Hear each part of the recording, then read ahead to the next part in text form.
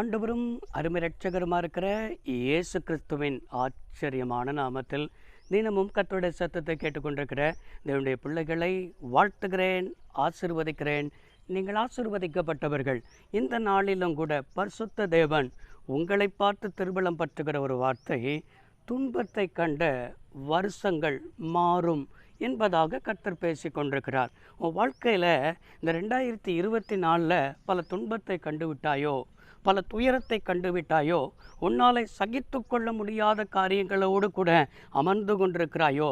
மோசே 90ஆம் சங்கீதத்தில் 15வது வசனத்தில் இவ்வாறாய் ஜெபிக்கிறார், தேவரீர் எங்களை சிறுமைப்படுத்தப்பட்ட நாட்களும் துன்பத்தை கண்ட வருஷங்களுக்கும் எங்களை சரியாய் மகிழ்ச்சியாக்கும் என்று அது மோசையின் ஜெபமாக பார்க்கிறோம். எனக்கு அருமையான கர்த்தருடைய பிள்ளைகளே, இதே போலதான் உங்களுடைய வாழ்க்கையில் சில நாட்கள் சிறுமைப்படுத்தப்பட்ட நாட்களைப் போல இருக்கலாம், துன்பத்தை கண்ட வருஷங்களைப் போல இருக்கலாம். நீங்கள் கவலைப்படாதீர்கள், நீங்கள் சோர்ந்து போகாதீர்கள். நம்முடைய தேவன் எப்படிப்பட்ட தேவனாக இருக்கிறார் என்றால், சகலத்தையும் மாற்றுகிற ஒரு தெய்வம் இருக்கிறார்.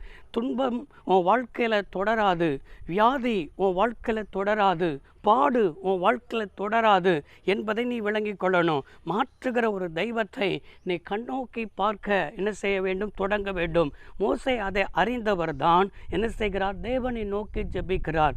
ஜெபம் தான் மாற்றத்தை கொண்டு வரும். மோசே 120 வருஷம் உயிரோடு கூட என்ன செய்தார்? வாழ்வதற்கு கர்த்தர் கிருபையை தந்தார். 40 வருஷம் பார்வோன் அரண்மனையில் வாழ்கிறார். அதே போல 2வது 40 வருஷம் வனாந்தரத்தில் வாழ்கிறார். அந்த வனாந்தரத்தில் ஆடுகளை மேய்த்து கொண்டிருக்கிறார். பாடுகள், பிரச்சனைகள், உபத்திரவங்கள் எல்லாம் மோசேயுடைய வாழ்க்கையில் வருகிறது. அதே போல கடைசியில் 40 வருடம் என்ன செய்கிறார்? இஸ்ரவேல் ஜனங்களை வழிநடத்தி செல்கிறார். வழிநடத்தும் பொழுதும் அந்த வழிநடத்தி கொண்டு வருகிற ஜனங்கள் 6 லட்ச புருஷர்கள் அவருக்கு எதிர்த்து நிற்கிறார்கள், கோபப்படுத்துகிறார்கள். இப்படி பாடுகள், உபத்திரவங்கள் மோசேயுடைய வாழ்க்கையில் இருக்கத்தான் செய்தது. ஆனால் அதன் மத்தியில் தான் எங்களை சரியாய் மகிழ்ச்சியாக்கும் என்று சொல்லி ஜெபிக்கிறார். உன் வாழ்க்கையில் இந்த 2024 இப்படிப்பட்ட காலங்கள் வந்திருக்கலாம், சோதனைகள் வந்திருக்கலாம். ஆண்டவர் எதற்கு நம்மளுக்கு சிறுமைப்படுத்துகிறார் என்றால், பின் நாட்களில் நன்மை செய்வதற்காக தான் இந்த பெரிய வனாந்தரத்தின் வழியாக நடத்தி வருகிறார் என்பதை விளங்கிக் கொள்ளணும். வருகிற புதிய ஆண்டு 2025, நீ இந்த வருஷத்தில் என்னெல்லாம் கஷ்டப்பட்டாயோ, வேதனைப்பட்டாயோ, கண்ணீர் வடித்தாயோ, அதற்கெல்லாம் புதிய வருஷத்தில் 2025 உன்னை சரியாய் மகிழ்ச்சியாக்குகிறதற்கு ஒரு ஆண்டை கர்த்தர் வைத்திருக்கிறார்.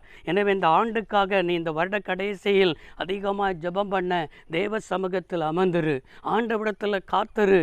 புதிய ஆண்டு உன்னை சரியாய் மகிழ்ச்சியாக்குவதற்கு என் தேவன் போதுமானவராயிருக்கிறார்.